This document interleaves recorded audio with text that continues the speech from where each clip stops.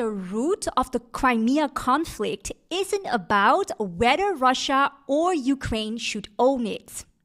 The real issue is that Crimea doesn't belong to either of them. It belongs to the Crimean Tatars, the indigenous Muslim people of that land. And just like in every other colonized place, their story has been erased from the headlines until today. So maybe you thought the US supports Israel's genocide because of the Palestinians and they're too extreme. It's the civilized West versus the dangerous Muslims. But then on August the 15th, when Trump literally rolled out the red carpet for Putin, the same guy the European Union once locked up, nobody cared again about his war crimes. And guess what? Fighter jets were flying over not to arrest him. They were literally there to entertain him. A military theater.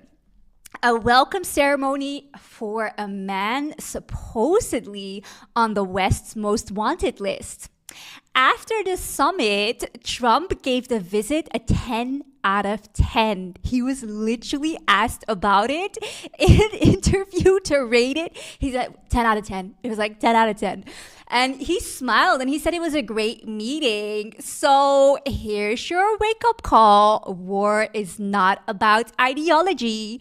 War is a business and we are all for sale. I do have a message for both Zelensky and Putin, and that's give back Crimea to the natives of Crimea, which are the Tatars, Muslims, not the Ukrainians, and also not the Russians. Crimea belongs to the Muslims. And so, okay, I have several pieces of evidence for you. The first one being a declassified document of the CIA. That's right. And the thing is, you might have never heard of the fact that Crimea belongs to the Tatar Muslims because it's one of the biggest historical cover-ups the world has ever seen. And you don't have to take my word for it. You can read it for yourself in a declassified document from the CIA, which states that in 1944, the Central Committee of the Communist Party sitting in Moscow decided that there would be a scientific revision of the history of Tatar Muslims to hide the atrocities committed by the Russian government so that Muslims would be denied the chance to learn the true facts about their nation. In other words, they rewrote history to hide the crimes that have been committed against the natives of Crimea, the Tartar Muslims. And the truth is that once upon a time, you guys, Tartaria was one of the largest empires the world had seen. It encompassed Russia, Ukraine, southern Poland, Hungary, Bulgaria, and Tartaria was a flourishing empire. And one thing I think a lot of people, they don't really know is that, okay, first of all, the history has been deliberately erased from our books, right? And this has been confirmed by many professors. Okay, I'm going to name the professors, just a few of them who I've read some sources from. So one is Ira M. Lapidus. He is the emeritus professor of the Middle Eastern and Islamic history at the University of California. I've quoted from him a lot because I love his work. Then you have Brian Glynn Williams, professor of Islamic history at the University of Massachusetts, Dartmouth, who has also worked for the CIA. I got his book from the Dubai Library. And then there's Edward Harper Parker, a Chinese professor at Victoria University in Manchester. I got his book on my e-reader. And then Kees Boterbloem, a Dutch guy, a professor in history at the University of South Florida. And then there's Alexandra Benningsen, as a professor of Russo-Turkish history at the University of Chicago. And then Alan Fisher, who is a professor in history and an associate dean. And he works at the Michigan State University. You have Greta Uhling, professor at the University of Michigan on forced displacement, by the way. And she wrote books about the Tatar history as well. And then there is Dr. Mark Kersten, another assistant professor in criminology and criminal justice at the University of the Fraser Valley in British Columbia, and many, many more, guys. Like, I could go on and on and on, but it's not just these professors. It's also that the existence and, you know, the grandness of Tartaria has been confirmed by travelers, you know, throughout history, like Ibn Battuta, a Muslim traveler, but also Marco Polo, Giovanni da Pian del Carpin, Sigismund von Herberstein, and also in maps, like Tartaria is written in maps like Mappa Mundi, but also a map made by P.D. Reis, who's also a Muslim map maker. And the Tartaria map made by Jodocus Hondius, who's a Dutch guy. And for centuries, I need you to know this, the Tatar Muslims have been prosecuted by the Tsars and later on the Bolsheviks in the Soviet Union. And that's why nowadays you know almost nothing about them.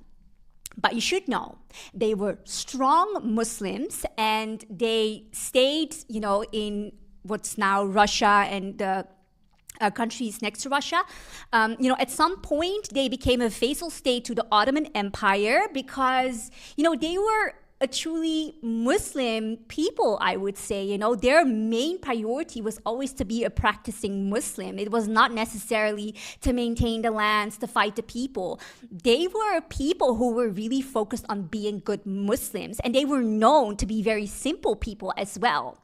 They lived off the land, and which made them also really great conquerors, right? Because they didn't need huge, extravagant armies to win land or fight battles. They lived off the land. They were horseback riders, and they were able to eat from whatever was around them because they were very in touch with nature. And I love that because I read about that in the book by Glenn Williams, which I mentioned before, Brian Glenn Williams. And he is the former CIA guy. He's written a lot about them. He's a professor of Islamic history at the University of Massachusetts.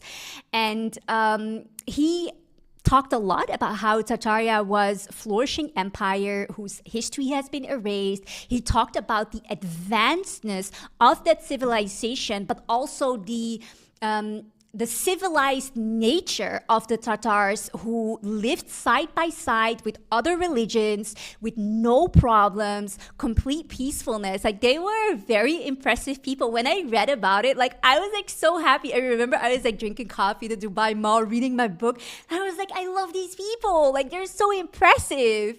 And so one of the books he wrote is the Crimean Tatars, from Soviet genocide to Putin's conquest. And so one thing that I think you need to know about these resilient, strong Muslims is that when they got kicked out of their own lands, because the Tsars started taking over, and at some point it were, you know, other groups of people who were trying to conquer the lands. But when they got kicked out, they simply rebranded themselves, and they made a comeback that's bigger and better than before. Because in the 15th and 16th centuries, the Muslim Tartars, they were getting kicked out of where they were living, and one thing they did was they rebranded themselves into merchants, and they started trading with nomads. So they started like traveling the land, and the impact of that was that the Tartars, who were literally kicked out of their lands, would go around the land to trade and started converting people to Islam, because people who would get in touch with the Tartar Muslims were like so impressed with them that they were like, okay, you know, like this seems like a really good people who believe in something really good. And that was something that you can read in this book by Brian Glenn Williams, who is the former CIA guy, but also a professor at a university in the US. And so they would go around, spread Islam, build mosques and schools in rural areas now, because they were previously living in the cities. And then Catherine the Great, the ruler at the time, she realized, you know, the Tartars Muslims are undefeatable, and she quickly tried to turn things around by giving them their rights. And a mufti was established and peace returned. And so that's one thing that I got from the book by Brian Glenn Williams, is that they lived well under the Tsars. But what he then mentions is that when the European colonists came to the country, that's when the Crimean Tartars were forced to migrate. And so initially they would migrate to the Ottoman Empire. And so this was like the 18th, 19th century. The thing is, like, I could talk about this forever, but the thing is, I've researched this topic for 8 months now, guys. And I was like super hesitant to publish it, I'm not gonna lie, because in the past year, since the conflict happened in Crimea, the people who would talk about this, they would literally get locked up. And they would suffer like deadly consequences. So I realized that this is a really tricky subject. But at the same time, I also feel very strongly that the history of the Tartar should serve as a warning for what awaits the world when it comes to Gaza. And so that's why I was determined at some point to start talking about it, but I just kept delaying it, I guess. Then we're gonna get to one of the saddest parts of the Tartar Muslim history.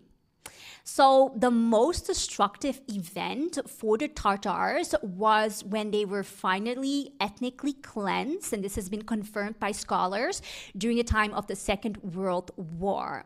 You know, a lot of people nowadays, they talk about how the events of World War II were perhaps misrepresented to achieve ulterior goals, and most of the time they're talking about, you know, the cover-up of the killings of Christians or Russians, but nobody really talks about this cover-up of the Tartar Muslims being ethnically cleansed by using World War II as an excuse. And I'm going to explain to you what that means.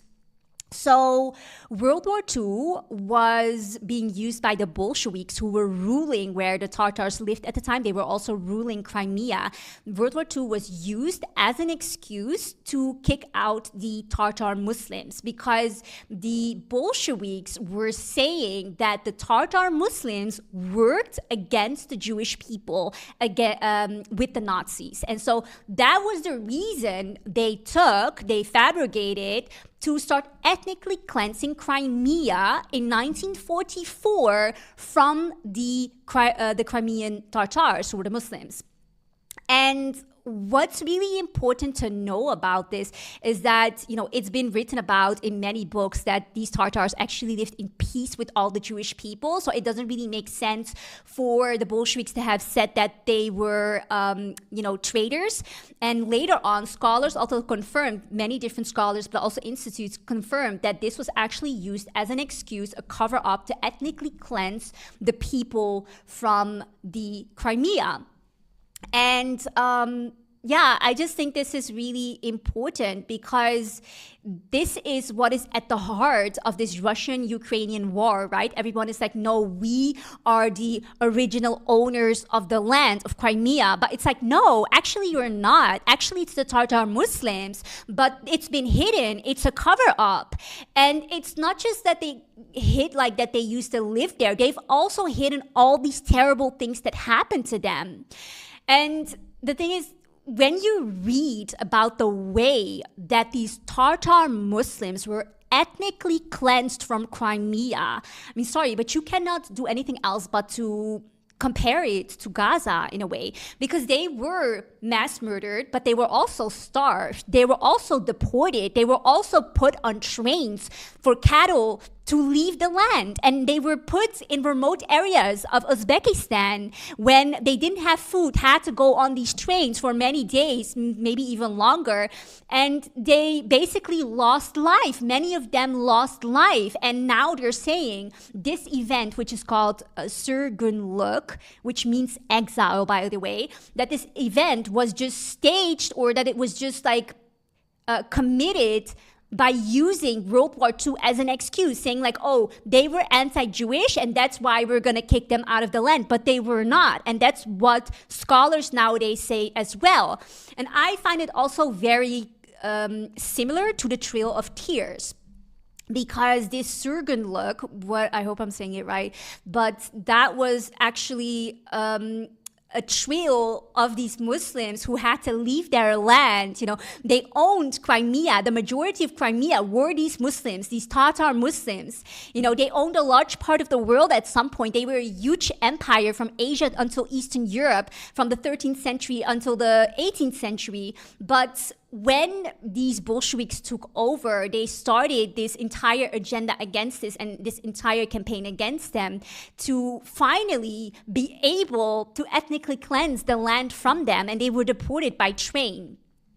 And something that's very, I would say, sad about this story is that when these people were deported, they had about 15 to 20 minutes to pack their bags when the soldiers would come and get them. So they didn't even know. And then they would be loaded onto trains, which were actually meant for cattle to transport them to remote areas in Uzbekistan. And it's now been reported that, you know, more than 100,000 Tatars died on this train, on these trains. That was about 46% of the people on the train. So like hundreds of thousands of people were ethnically cleansed. And this was in a period between July and January. So July 1944 until January 1947. And the reason why they would die a lot of times is because of starvation and disease. And that really made me think also of the Trail of Tears, but also of Palestine, especially now that they're saying they want to put all the Palestinians in the humanitarian camp, aka the concentration camps. And it's also very similar to other things, you know, other events that have happened. For example, Al-Andalus, where the Spanish rulers took over. They pretty much made sure nobody could survive if they would want to be a Muslim. But also when the Dutch came to Indonesia, when the Spanish came to Philippines, you know, these people were basically treated, these Muslims who were there were treated like criminals.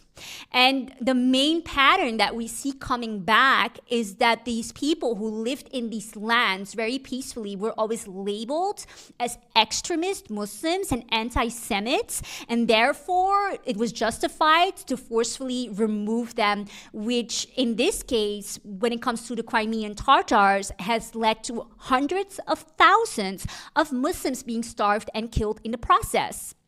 It's literally a copy-paste what they're doing right now.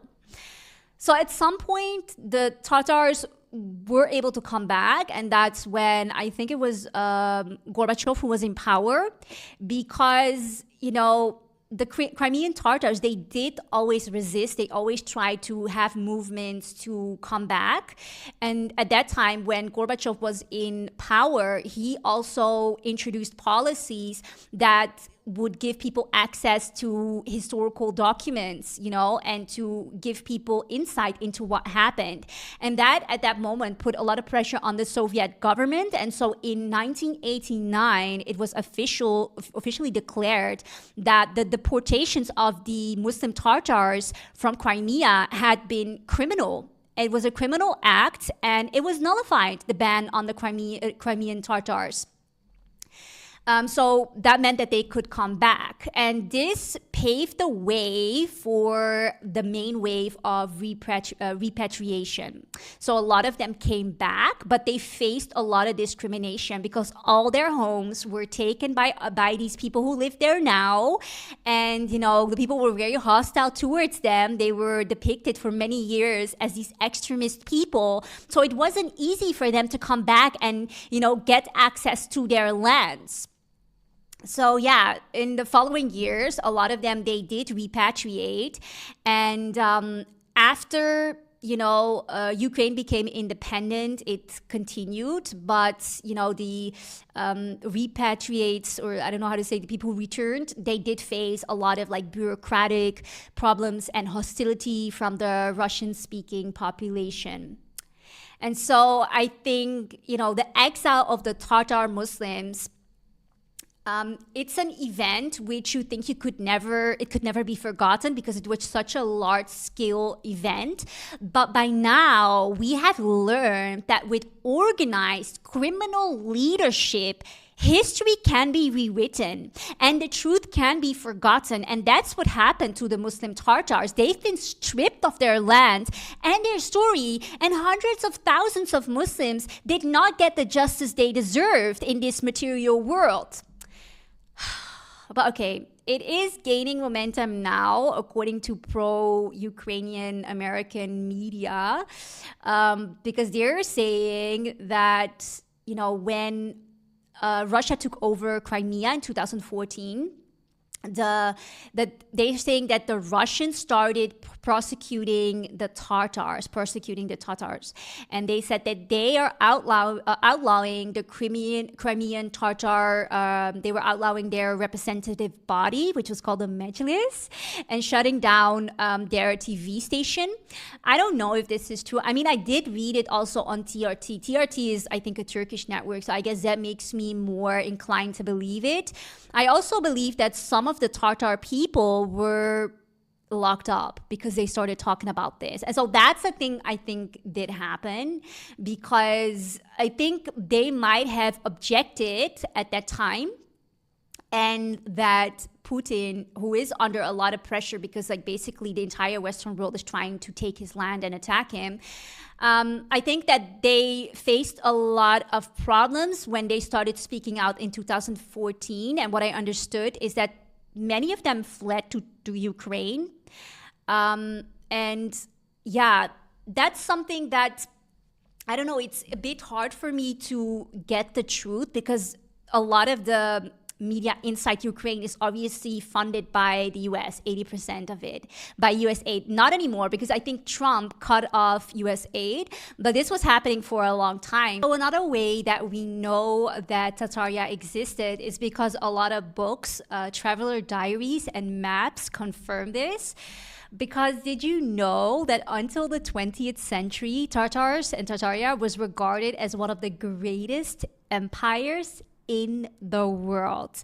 They had the same stature as, the Roman Empire, around the same status as the Ottoman Empire, but we don't hear about this. And why is that, you think? Well, I think the truth is very predictable. It's because it's been erased. So, for example, I found a school book. You don't have to believe me, you can believe these school books. A school book that was widely used for history for teachers in schools until the end of the 19th century. And that was by William Pinnock. And he's a very well-known, one of the most commercially successful publishers of his time, William Pinnock. And he wrote a book about the history of the world. He had his own publishing house, and he, in his book, claimed that Tartars lived and they had one of the most powerful empires in the world. The book is called A Comprehensive System of Modern Geography and History. And so this shows us that even in schools until, I think it was the end of the 19th century, they taught about Tartaria, but most of us, we've never heard of this. We've never heard anyone during this time talk about this empire.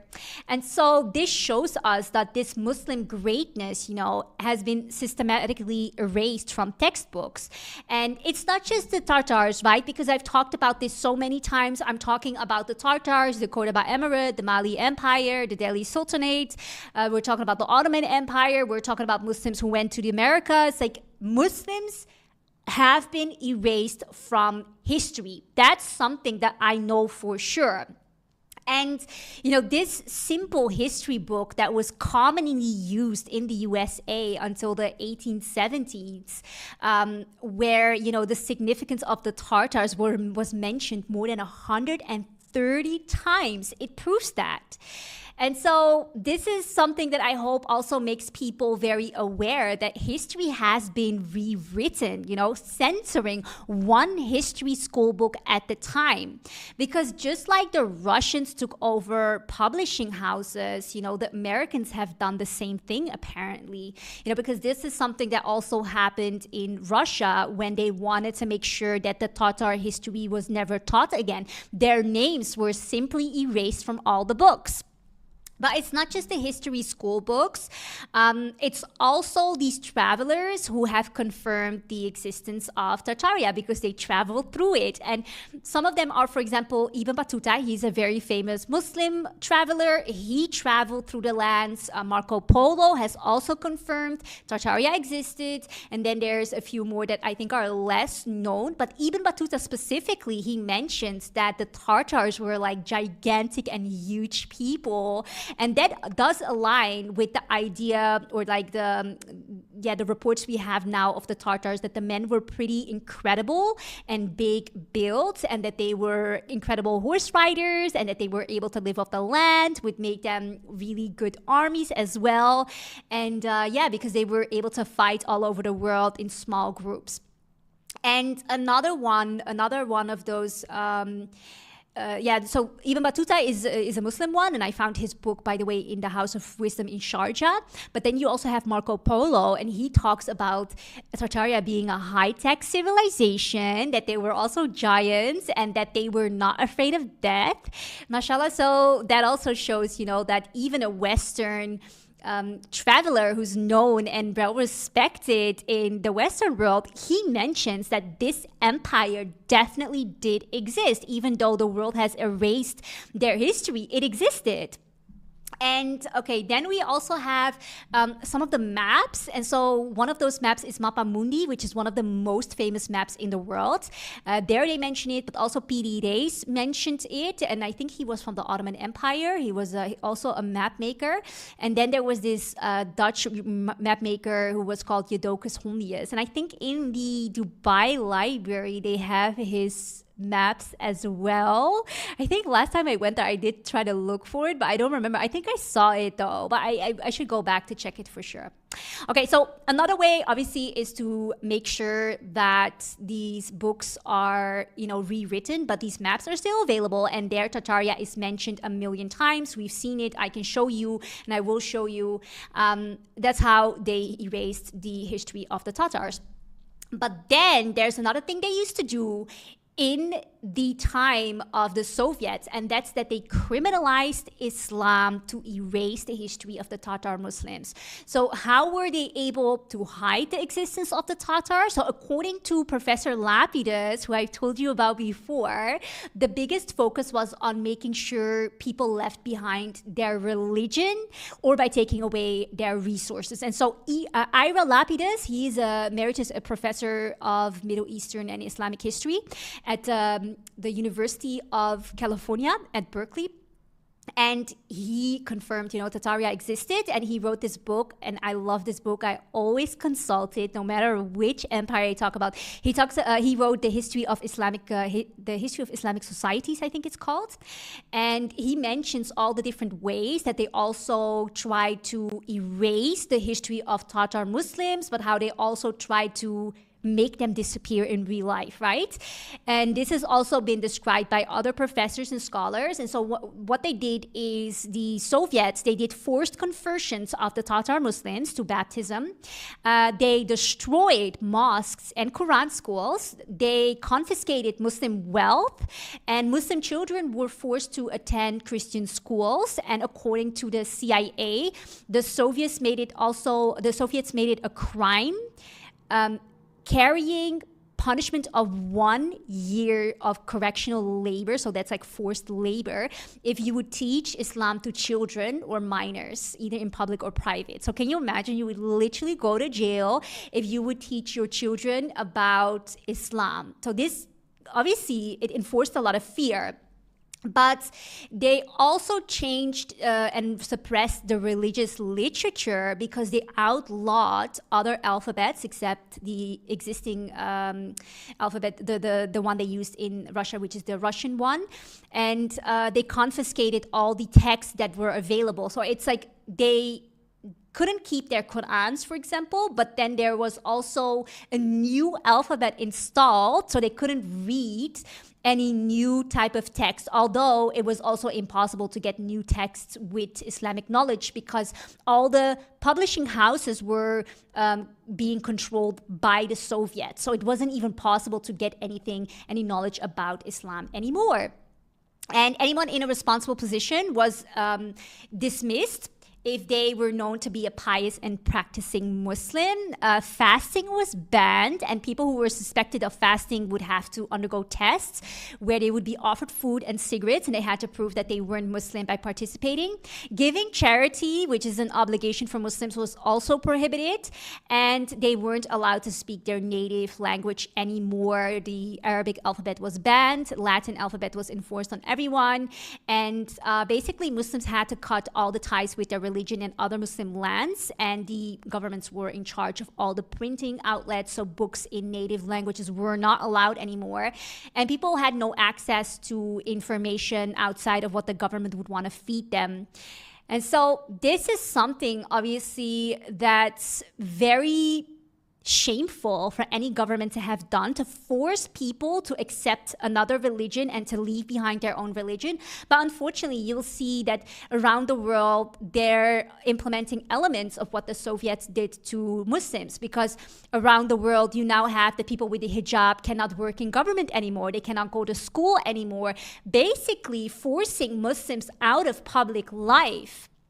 You know, there's governments, like for example, in the Netherlands, there's the political party that's ruling. They said that, you know, everyone with the Quran would have to get a punishment, or anyone who would go to the mosque would have to get a punishment. And so these ideas are now being tested and, you know, thrown out there, and people support that. They vote for these type of parties. And this is what happened to the Tatar Muslims as well. The thing with Tartar Muslims is that I do find them very inspirational, because one of their, people would say, downfalls is that they had a very strong religious identity, but not a very strong cultural identity. And this is how historians, for example, Brian Glynn Williams, he explains that this is how their identity was more easily erased. And so what these historians might say, you know, it's inconvenient in terms of writing history. It is actually an integral part of our religion, because in Islam, you know, our religion is more important than our culture. It's more important than our skin color. It's more important than tribe, passport, or cultural affiliation. And that's what the Tartar Muslims did. They held on to their religion. For them, the most important thing was to be a Muslim. And that's how it was, I guess, easier for people to take away their existence from the books. One of the weaknesses they did have is that they were divided into, you know, smaller groups rather than unifying in one community. And this is something I've always said, you know, from Al-Andalus to the Mali Empire to the Philippines to anywhere. When Muslims are unified, they're strong. But when Muslims are divided, they're weak. That's what happened to the Indonesians during the Tartari War. But they actually unified and they beat their colonizer. And this is why I always say to you guys, you know, stop bashing each other. Stop eating up all this propaganda from colonizers and just like one-on-one copying it and parroting it. Like, are you dumb? Okay, anyways, I cannot say that. Anyways, this thing of, you know, Tatars not having a strong cultural identity, it led to them perhaps having been erased from the history books, but, you know, inshallah, they will get back this recognition that they were there. And in the end, you know, Allah gives you honor, He gives you izzat, and that's not something that we need to look for from Western historians or professors or books. You know, in the end, if we don't get it here, we'll get it in the akhirah. But as Muslims, I do believe that we should always keep our identity first as Muslims, and then, you know, whatever, because yeah, that's just our religion. Okay, Then I want to talk about something else that I think is very interesting, and that is that the US had an obsession with Muslims in the Soviet Union. Like, did you know that? Like, the CIA was so interested in the Tatar Muslims that so many of the professors I just named, they are American professors. And even if they're like the Dutch professor, Kees Boterdum, he works in the US. And do you want to know why? Because according to one historian, Alexander Benningsen, he said that the Tatar Muslims were one of the very few groups in the world in Russia who resisted Sovietization.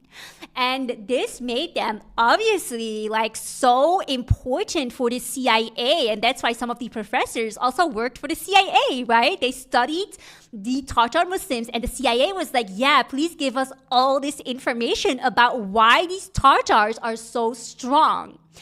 And that's something that, you know, I think the world should know. They were so interesting to the US. But unfortunately, while the US was really interested in them for being so strong, this also made them a target, obviously, in the Soviet Union. Because the US really said, okay, you know what? These Tartar Muslims, they really know how to push back against Soviet domination. And, you know, Benningsen, he did believe that the Soviet Muslims, they kept their Islamic identity. Even though they didn't have a cultural identity, they kept their Islamic identity. And like, even when they were facing so many, you know, challenges, you know, they were kicked out of their houses, they had to become nomads. They would become nomads and then convert everyone they met on their way, you know?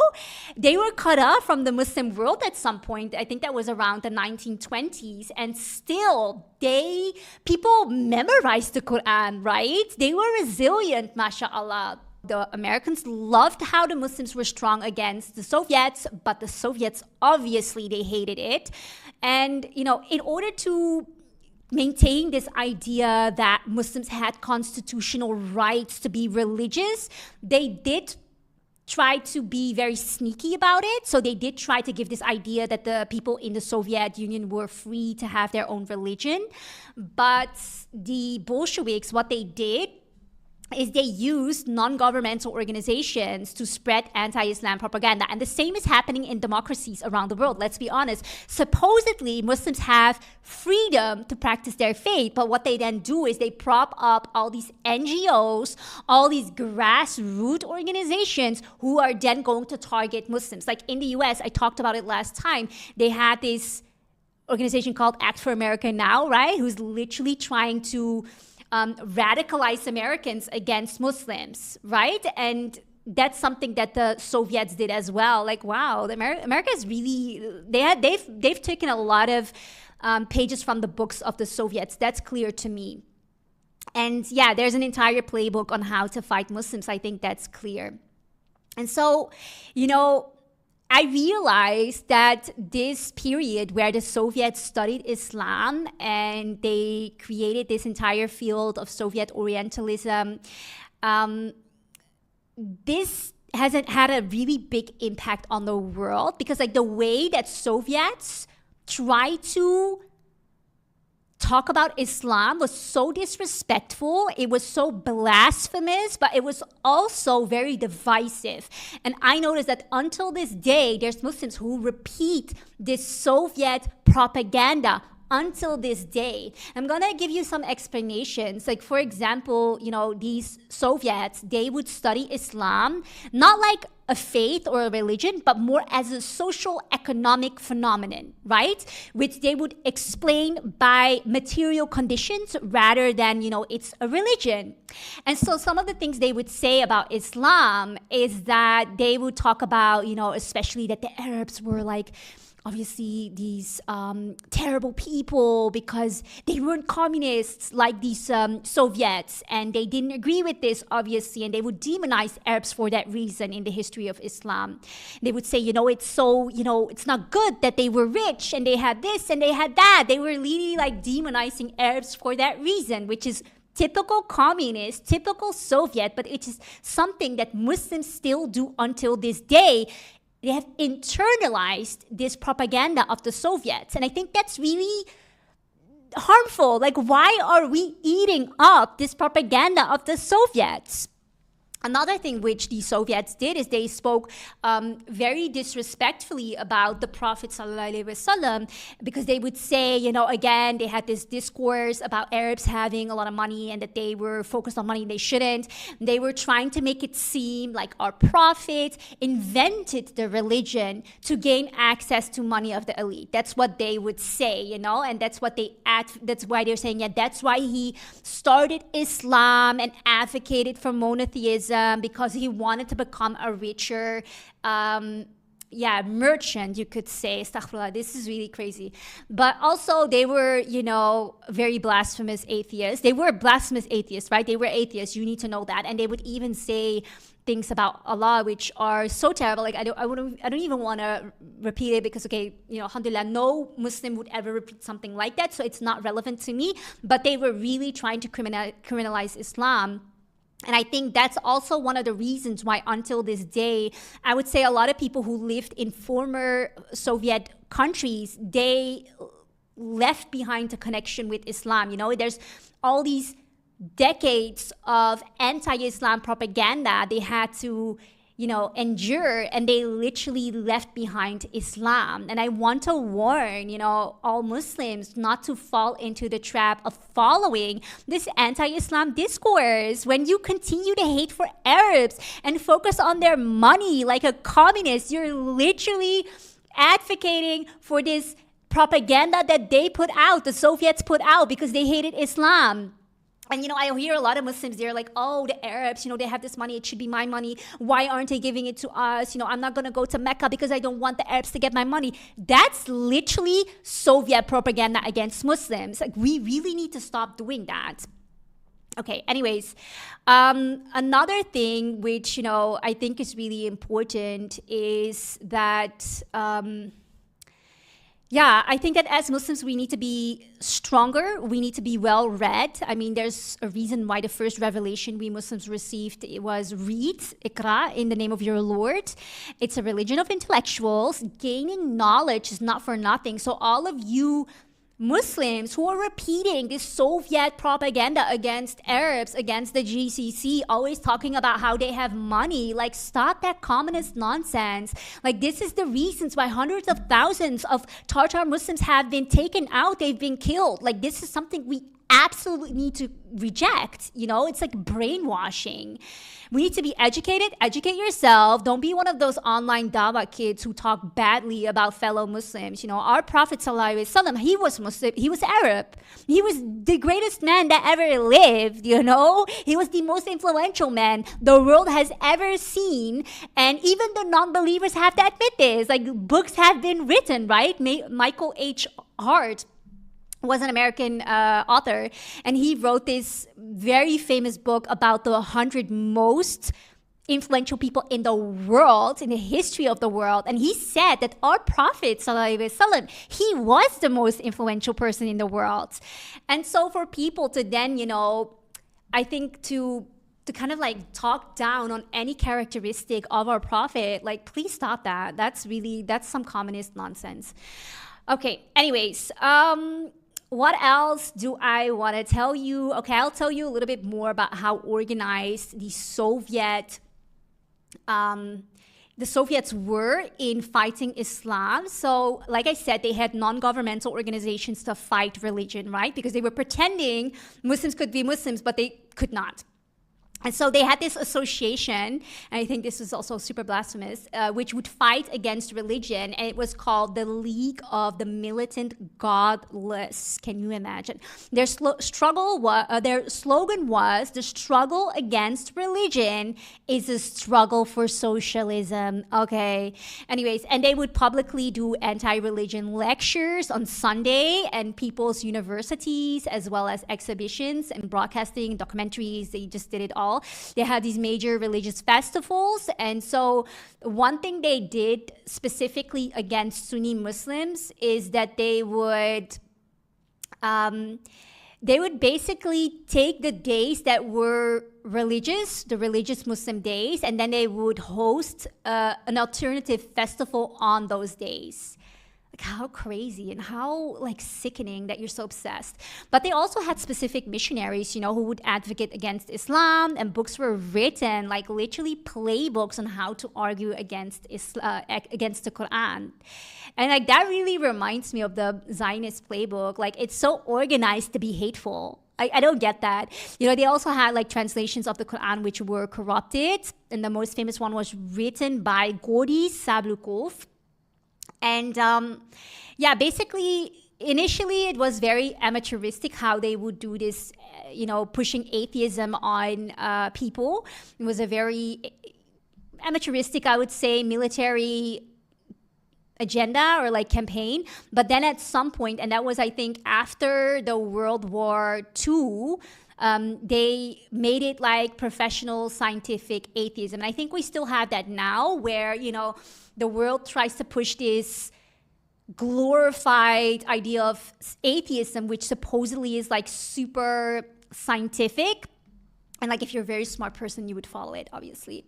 And so, I mean, I just can't get over all of these tactics to fight back against Islam. Another thing which I also read, which was, I think, by Human Rights Watch, is that they were using the term Wahhabi to they weaponized the term Wahhabi against Muslims who were practicing. And, according to a scholar from Central Asia, they would basically refer to any person who would fight back against the Soviets as Wahhabi. And I read this also in Uzbekistan. They did the same thing, but I think at that time the Soviets were already overthrown. But the Dutch did the same thing. They used Wahhabi as well to label the purified Muslims who were fighting back against the Dutch. They would say they're Wahhabi, and then the Dutch would then fund the Muslims who were not following the faith yet. They were still gambling, they were still, drinking, and they would fund them, and they would say, you're the good Muslims. And the people who wanted to go to Mecca pilgrimage, they were banned to do that.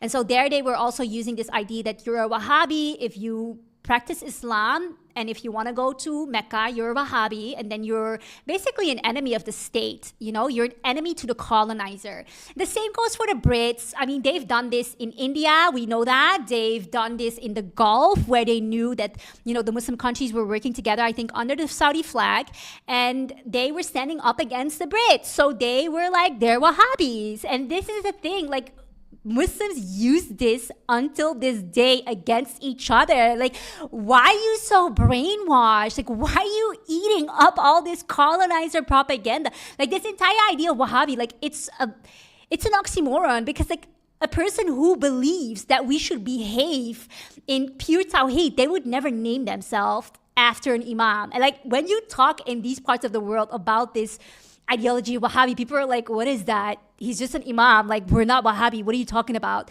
Like, it's not a thing, They made it a thing in all these colonizer nations, but Wahhabi is not a thing in the Muslim world. It's just a tool that colonizers use to police Muslims and to make them feel ashamed of practicing Islam. And it's funny because when I made those videos about the Qadianis, who have this like Punjabi prophet, and they're saying that he was the caliph and he was the last prophet and he was a messiah. Anyways, they underneath my videos would also say I'm a Wahhabi, because they obviously didn't like it that I said that, Ahmadiyya, or better name is Qadiani, they're not Muslims. And then they were like, oh, you're so extreme. Why can't we have a new prophet? Why can't we have our temples? And they were like, you're Wahhabi. I'm like, that literally proves it all to me. The fact that you're going to weaponize this colonizer tool against me because I'm calling out that your prophet is not a Muslim prophet, it just shows like these are colonizer tools, okay? So anyways, guys, let's please stop doing that. One thing I guess that's interesting about the Wahhab movement, however, is that, what he preached for, I think it goes against what a lot of Muslims still do, which is considered an innovation according to the Wahhabis. But actually, most Muslims should consider this an innovation, which is, for example, that you do pilgrimage to other places than Mecca, or that you celebrate the Prophet, peace be upon him, his birthday, which is not at all Islamic, or doing Quran recitations at graves, which is crazy, by the way, or protective charms. Like, those are things that are not Islamic. These are things that the Wahhabis, or not the Wahhabis, I don't even want to use that term, which, the Imam, Abdul Muhammad Wahhab, he advocated against, and I don't think that he was wrong in doing that. But okay, anyways. So this term, I think we need to get rid of it as soon as possible. Okay, then we have the following, which is, let me check. Okay, I think one thing that's really important for Muslims is that we need to question every influence, It's really good that we can be strong and determined and dignified, but I think a lot of times that also makes us a target, and we need to be aware of who is trying to get us to join their fight and whether that is really a part of our religion. A lot of times people try to get us to be part of their fight, and it's not part of our religion, and we shouldn't even get involved. So yeah, that's the point I wanted to make about, the war against Islam by the Soviets, but also the admiration by the Americans of the Tatar Muslims.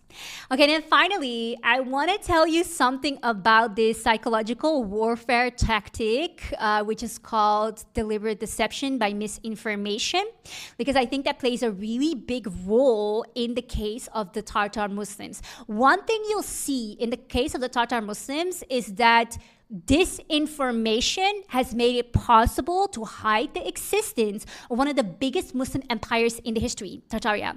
And so what the world has done is they've mixed a lot of these lies with a lot of, some truths, which makes this entire empire seem like it never existed, or that it was like a mythical thing, like it was a fairy tale. And this is a classic tactic of intelligence agencies. They want to confuse people, so they bury real events under like layers of fantasy. And so when you look up Tartaria, for example, you'll instantly run into stories about like unicorns, giants, half humans, half horse creations, and it makes the whole topic sound like a fairy tale, but it's literally something that happened, minus all the made up stuff. And so Tartaria is very easy to dismiss as a conspiracy theory, but we need to be aware that this is part of Muslim history that has been deliberately covered up. One of the biggest historical cover-ups in the world. I think one thing that is also really good to know is that when you talk to people from the former Soviet Union, they usually know that Tartaria was a real thing, that the Tartars were real people, and that they were also very oppressed, that they had to hide who they are. And I think a lot of people know that. I think a lot of them don't know the greatness of them, but they do know they existed and that they are oppressed. And so that also made me very aware, because in the past 8 months, obviously every time I meet someone from a former Soviet country, I'm like, yo, do you know this? And they're usually like, yeah, I know this, but then they don't know like the greatness of the story. And that made me realize that knowledge is often tied to geography, right? So Muslims in Russia, for example, they will know about the Tartar Muslims being great, but Muslims in Europe, they will not. And that's also why, Allah's advice that we need to get to know one another is so profound. It's an antidote to all the secrets and the lies used to hide Muslim history. Okay, guys, this is it for today. I'm going to do a part 2 because I want to tell you more about how history is currently repeating itself in Crimea and in Ukraine. And so if you want to know more about that, please tune in next time as well. I'm really happy you watched this. Make sure to subscribe and follow me on my social media platforms if you want to always follow the true history of Muslims.